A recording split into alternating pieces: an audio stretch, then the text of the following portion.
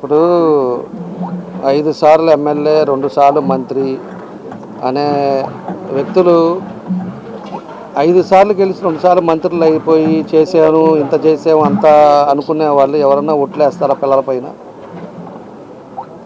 ఒట్లు వేయటాలు లేకపోతే గుడికి వెళ్దామంటాలు ఇవన్నీ చిల్లర చేష్టలాగా ఉన్నాయి. ఉతికమంటే నేను ఏం చెప్పాను మొన్న ఆయన మాట్లాడిన దాని మీద నేను క్లారిటీగా ఇచ్చాను. అయ్యా నువ్వు ఇక్కడ ఉండు, హైదరాబాద్లో కాదు, వచ్చేదను పొద్దున్నే 11ంటికి వచ్చేదను మధ్యాహ్నం 3ంటికి వెళ్ళిపోయేది కాదు.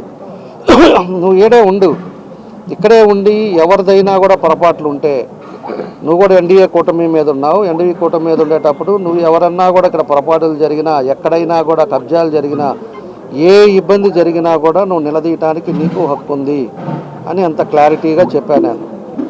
మళ్ళీ ఇవాళ వచ్చిన తర్వాత మళ్ళీ నా దగ్గర అవి ఉన్నాయి నేను అవి చెప్తాను ఇవి చెప్తాను ఎందుకు నాకు అర్థం కావట్లా.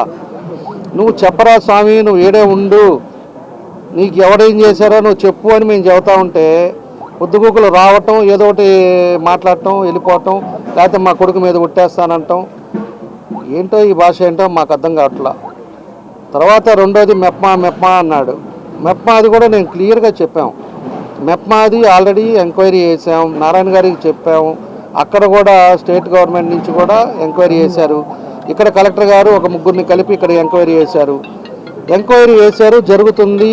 దాని మీద ఉద్యోగస్తులు ఉండే వాళ్ళని తీశారు. తర్వాత బ్యాంక్ వాళ్ళు ఎవరున్నారు, లేకపోతే 19 నుంచి చేసిన ఎవరెవరు ఉన్నారో వాళ్ళందరికీ చేస్తారని చెప్పేసి కూడా క్లియర్గా కూడా నేను మొన్న కూడా చెప్పా. మళ్ళా ఇవాళ ఎవరున్నారో లోడాలి, ఎవరున్నారో అప్పుడు 19 నుంచి 24లో వైఎస్ఆర్ కూడా ఆ మెప్మాలో ఉండే వాళ్ళని కూడా అరెస్ట్ చేయాలి. ఇవాళ నీ గవర్నమెంట్ ఉంది, నువ్వు ఎమ్మెల్యేగా ఉన్నావు, నువ్వు ఎందుకు చేయలేకపోతున్నావు అంటే ఏంటి నాకు అర్థం కాల. నువ్వు ఎన్డీఏ గవర్నమెంట్లో నువ్వు ఉన్నావు, నీకు ఆ మాత్రం రైట్స్ లేదా?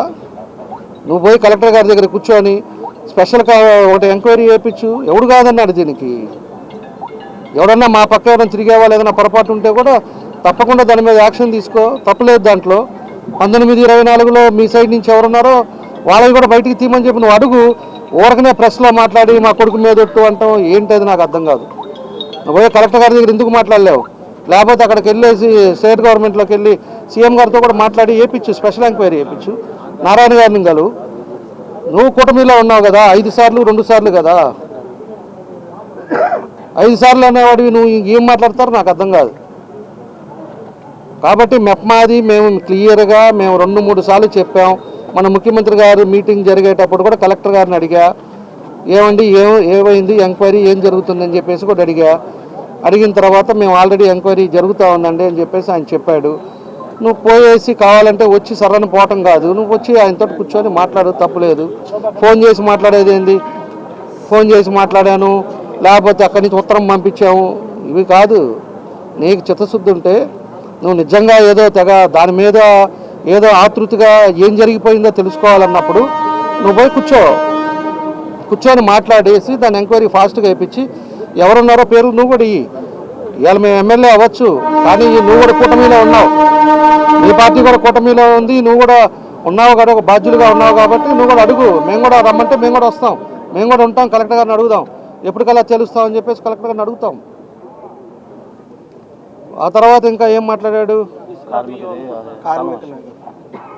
అది కూడా నేను చెప్పాను. నేను క్లియర్గా మా ప్రభుత్వం వచ్చిన తర్వాత ఎక్కడ కబ్జాలు జరగలా, ఎక్కడన్నా కంప్లైంట్ వచ్చిందా ఒక్కటి చెప్పండి. ఇంతమంది మీడియా ఉన్నారు, మీడియా ద్వారా ప్రజలను కూడా అడుగుతా ఉన్నా. ఎక్కడన్నా కూడా ఒకడు వచ్చి ఆక్యుపై చేసి ఏమైనా ఇబ్బందులు జరిగిందేమో అని అడుగుతున్నా. దాన్ని ఎవరో వచ్చి ల్యాండ్ వాళ్ళు వచ్చేసి రాత్రిపూట చేశారు అని చెప్పేసి అంటే ల్యాండ్ వాళ్ళదంట, అది వీళ్ళు కావాలని ఉన్నారని చెప్పేసి వాళ్ళు అది ఎంఆర్ఓ ఇచ్చాడు, వాళ్ళు డాక్యుమెంట్స్ చూశారు, అన్నీ చేశారు. అలాంటిది వాళ్ళు వచ్చారు ఆక్యుపై చేసుకున్నారేమో, దానికి రాజకీయానికి ఏం సంబంధం? అలాంటిది ఏదన్నా కూడా కబ్జాలు జరిగి లేకపోతే ఉన్నోళ్ళు తీసేసిన వాళ్ళ దగ్గర ఏమైనా ఎవిడెన్స్ ఉన్నాయా, వాళ్ళ దగ్గర ఏమైనా పట్టాలు ఉన్నాయా, వాళ్ళ దగ్గర కాగితాలు లేకుండా మీలాగా మీ కొడుకు మాదిరి పోయి రాత్రిపూట ఆ బ్రాహ్మణులది రాత్రిపూట మీ బామ్మ అతను వియంకుడు పోయి భాస్కర్ రెడ్డి పోయేసి నైట్ నోట వేసుకున్నట్టు అక్కడ ఏమైనా జరిగిందా? వాళ్ళ దగ్గర కాగితాలు లేకుండా పోయి ఆక్యుపై చేశారా? ఇవన్నీ చెప్పు. ఆ రోజు ఉండే పరిస్థితుల్లో మీరు చేసింది అది, నీకు రైట్స్ లేదు, నువ్వు ఓనరు కాదు, ఓనర్ ఎవరో ఒంగోలు సుబ్బారావు అయితే మీ వాళ్ళు పోయేసి రాత్రిపూట కట్టి లైట్లు వేసి చేసింది మీరు. ఈడకు వచ్చిన తర్వాత వాళ్ళెవరో సైటు ఓనర్స్ అయిపోయి వాళ్ళ కాగితాలు పెట్టుకొని వాళ్ళు పోయి వాళ్ళని గదిలిచ్చారు. దానికేనో రాజకీయాలకేం సంబంధం, దానికి ఎమ్మెల్యేకేం సంబంధం, దానికి ఇక్కడ ఉండే పార్టీ వాళ్ళకేం సంబంధం? సంబంధాలు లేకుండా లేకపోతే మా వాళ్ళు పార్టీ వాళ్ళు ఎవరన్నా పోయేసి నువ్వు చెప్పినట్టు అసలు కాగితాలే లేకుండా ఆ విధంగా చేస్తే తప్పు చేసినట్టే, నువ్వేమైనా మాట్లాడు, మేము దానికి వింటాం. అంతేగాని ఎక్కడా కూడా ఒక్క పని జరగకుండా, ఎక్కడా ఒక ఇబ్బంది లేకుండా పీస్ఫుల్ అట్మాస్ఫియర్ జరుగుతూ ఉంటే నువ్వు మళ్ళీ ఇవాళ అదేమైంది వాళ్ళని లేపలేదా, నా దగ్గర అయ్యి ఉన్నాయి ఎన్ని ఉన్నా కూడా నువ్వు చెప్పు, రా ఫేస్ టు ఫేస్ కూర్చుందామని మొన్న కూడా చెప్పా. నీకు ఏదైనా ఉన్నప్పుడు డౌట్ ఉంటే అడుగు, ఎక్కడన్నా జరిగితే పొరపాటు జరిగితే చెప్పు, దాని ప్రకారంగా నేను చెప్తాను. చెప్పిందే వచ్చి ఏదో ఒకటి మాట్లాడేదాను, మా కొడుకు మీద ఒట్టు, మా కొడుకు మీద ఒట్టు, నాకుండేది ఒక కొడుకు. అందరికీ ఉంటారు పిల్లలు, అందరికీ పిల్లలు ఉన్నారు. అందరికీ పిల్లలు ఉన్నప్పుడు అందరి పిల్లల మీద ప్రేమలు ఉంటాయి.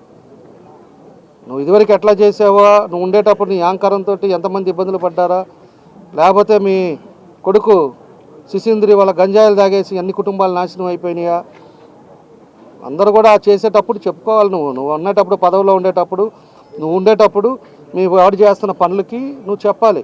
రే పిచ్చి పనులు చేయగాకరా, వాళ్ళు ఫ్యామిలీ బాగుండాలిరా, వాళ్ళందరూ బాగుండాలి, మనం ఉంటే మనకు సహాయం చేయాలి, అంతేగాని ఇట్లాంటివి చేయకూడదురా అని చెప్పేసి నువ్వు చెప్పుండాలి. అప్పుడు అలాంటివన్నీ చెప్పకుండా ఈరోజు సర్వనాశనం చేసి, ఈరోజు ఒక కొడుకున్నాడు, మాకు ఒక్క కొడుకే అంటే అందరికీ పిల్లలు ఉంటారు, అందరికీ ఆ బాగుంటాయి. అన్నీ కూడా గుర్తుపెట్టుకోవాలని చెప్పి కూడా మేము తెలియజేస్తా ఉన్నా. ఇంకొకటి అన్నాడు మళ్ళా, దొంగ మాటలు చెప్పి గెలిచారు అని చెప్పి. ఎవరు దొంగ మాటలు చెప్పి గెలిచింది? నువ్వు మాట్లాడింది, నువ్వు చేసే యాక్టివిటీని మేము ప్రజల్లోకి తీసుకెళ్ళాము. నువ్వు దొంగ పనులు చేస్తా పోయి జగన్మోహన్ రెడ్డి దగ్గరికి పోయేసి డబ్బులు 200 కోట్లు తీసుకొచ్చి 400 ఎకరాలు ఆ రోజు ఎక్వైర్ చేసి ఒక్కడికన్నా కూడా పట్టాలు కరెక్ట్గా ఇచ్చావా? మేము పట్టాలు ఇచ్చేటప్పుడు కూడా చెప్పాము, ఈ దొంగ పట్టాలు, ఫేక్ పట్టాలు నమ్మగాకండి అని ప్రజలకు తీసుకెళ్ళాం. ఈరోజు దానికి గవర్నమెంట్ వచ్చిన తర్వాత దాన్ని క్రాస్ చెక్ చేసి ఎంక్వైరీ చేస్తే 13,000 పట్టాలు ఫేక్ పట్టాలు. వాళ్ళు ఎవరో ఎక్కడున్నారో తెలియదు, వాళ్ళు ఇష్టం వచ్చినట్టు పట్టాలు ఇచ్చేసి, ఇందాక ఇప్పుడు ఆర్డీఓ గారు కూడా వచ్చారు, దానికి ఒక ఎంక్వైరీ చేసి దాన్ని మళ్ళీ సీసీఎల్కి పంపించి సీసీఎల్ కూడా క్యాన్సిల్ చేయమని చెప్పి ఇవాళ చెప్పారు. ఎందుకంటే నువ్వు ఆ రోజు పట్టాలు ఇచ్చేసి పట్టాల చేత ఓట్లు వస్తాయని చెప్పేసి నువ్వు దొంగ పనులు చేస్తావు. ఇచ్చేవాడివి 5 సంవత్సరాల దాకా నిద్రపోయావా? 5 సంవత్సరాల నుంచి ఏం చేసినట్టు నువ్వు? నిజంగా ఇవ్వాలి, పేదవాళ్ళకి ఇవ్వాలి అన్నప్పుడు ఈ ప్రాసెస్ అంతా 2 సంవత్సరాల ముందే మొదలుపెట్టి జెన్యూన్గా ఉండే వాళ్ళకి నువ్వు చేసి ఇవ్వాలి. లాస్ట్ ఇంకా ఒక నెలలో నోటిఫికేషన్ వస్తున్నప్పుడు నువ్వు అడాబడగా పట్టాలు ఇచ్చేసి ఇలా రెవెన్యూ వాళ్ళందరినీ పరిగెత్తిచ్చేసి నీ ఇష్టరాజ్యంగా చేసి ఈరోజు ఒక్క పట్టాలు లేవు. దాంట్లో ఇంకొక 60 ఎకరాలు అసలు రిజిస్ట్రేషన్ కాకుండానే అక్కడ కూడా పట్టాలు ఇచ్చేసావు. 450 ఎకరాలకి ఎక్విజేషన్ చేస్తే 500 ఎకరాలకి పట్టాలు ఇచ్చావు. వచ్చి చూసుకో, అసలు నీకు ఎన్ని ఇచ్చారో ఏం చేశారో నీకు తెలిస్తే కాదు.